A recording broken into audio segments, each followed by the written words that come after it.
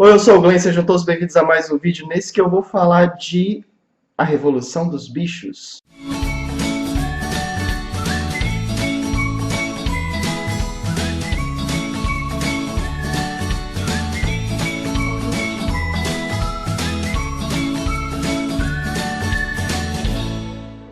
E nessa quarta-feira de cinzas, vocês estão ressacados e eu vou falar logo de quê? Um assunto chato, mas política?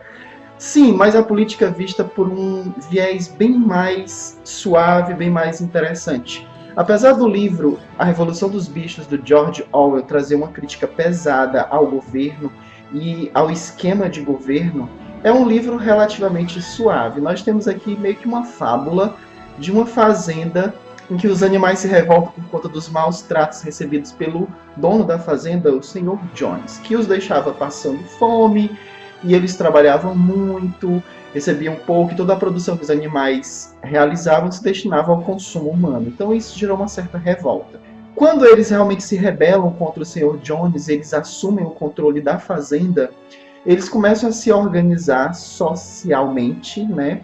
Um regime comunista, talvez, socialista, por isso esse livro é tão...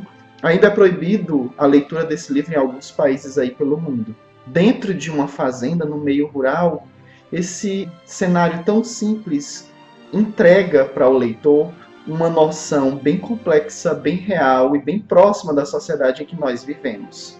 Esse livro nada mais é do que um retrato do que acontece e aconteceu em alguns governos por aí. O autor se inspirou principalmente nos fatos históricos que ocorreram na Rússia durante a década de 30 até os anos 50 ou 60. Atualmente a gente vê aqui muita semelhança com alguns outros países, como a Coreia do Norte, a Venezuela, Cuba. Mas, ao mesmo tempo, é tão verossímil que a gente consegue se perceber na sua própria cidade, com as coisas que acontecem aqui.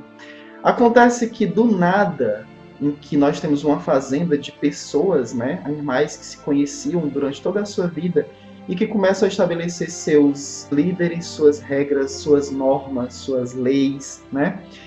E a gente vai percebendo o quanto que essas leis vão se corrompendo por quem gerencia, por quem lidera essa comunidade. Há muitos elementos aqui muito próximos do nosso dia a dia, como o fato das pessoas entoarem o hino, sabe?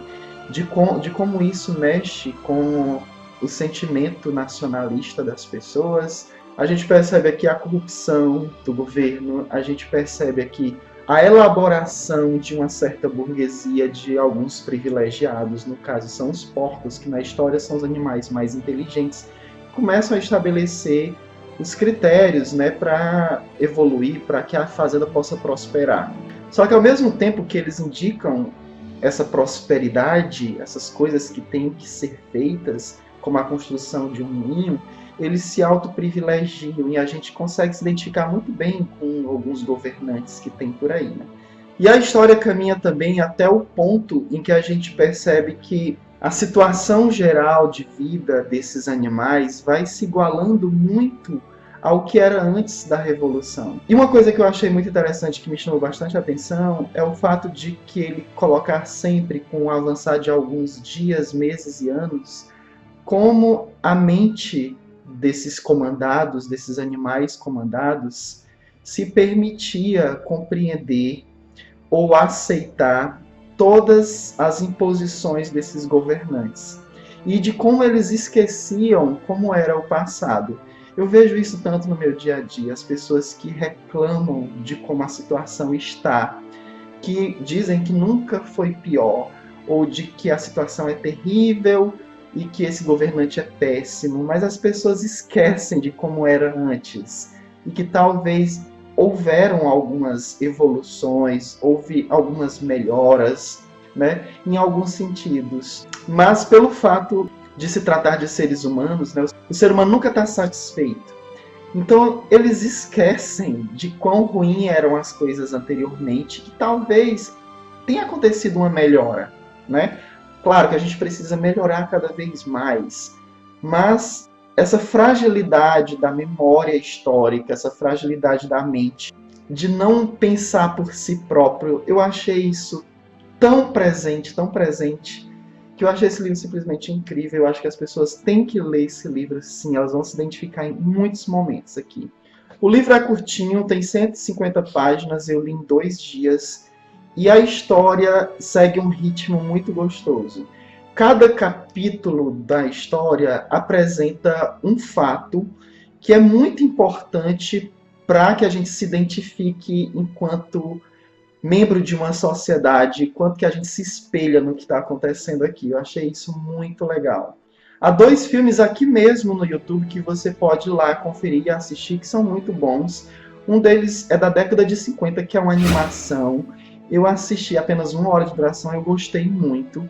E tem o filme que eu conheci lá no meu ensino médio. Foi a primeira vez que eu ouvi falar dessa história, foi quando eu vi esse filme na escola, que é de 1999, se eu não me engano. Eu vou colocar aqui na descrição o link dos 2 filmes. Bem, sobre esses 2 temas que tratam da sociedade, dos seus governantes, eu vou deixar aqui embaixo o vídeo das intermitências da morte do José Saramago e vou deixar aqui o vídeo do Inferno, do Dan Brown.